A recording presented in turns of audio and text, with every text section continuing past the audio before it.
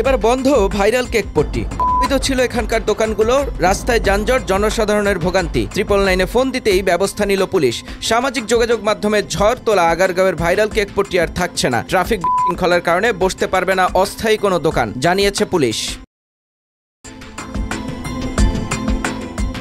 IDB ভবন ও নির্বাচন commission ভবনের আশপাশ এলাকায় ভরে গিয়েছে ভাসমান দোকানের। চলাচল করতে পারছে না গাড়ি, কষ্ট হচ্ছে মানুষের যাতায়াতেও, জানিয়েছে পুলিশ। তারা আরও বলে, অনেকে এই নিয়ে পুলিশকে অভিযোগ জানায় এবং জাতীয় জরুরি সেবা 999-এ ফোন করে এ বিষয়ে অভিযোগ জানায়। এই পরিপ্রেক্ষিতেই এ ব্যবস্থা নেওয়া হয়েছে।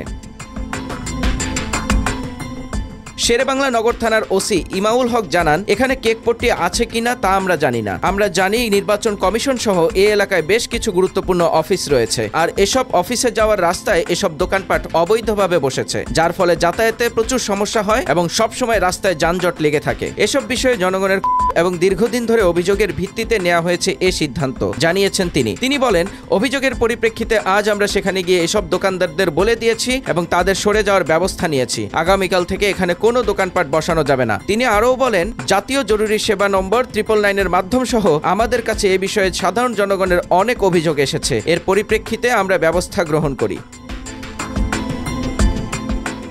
আগারগাঁও মেট্রো স্টেশনের পাশে শুরুতে নিজের হাতে বানানো কেক বিক্রি করছিল তরুণী। তবে কেক পট্টি নামে জায়গাটি সোশ্যাল মিডিয়ায় ভাইরাল হয়ে যায়। ইউটিউব ও ফেসবুকে ছড়িয়ে পড়তে থাকে একের পর এক ভিডিও। ভিড় জমে শহরের নানা প্রান্ত থেকে আসা কেক প্রেমীদের। গত কয়েক সপ্তাহ ধরে প্রতিদিন সন্ধ্যায় ইনস্টিটিউট অব আর্কিটেক্টস থেকে নির্বাচন কমিশন ভবন পর্যন্ত ব্যাপক ভিড় জমে ওঠে কেক পট্টির এ দোকানগুলোতে।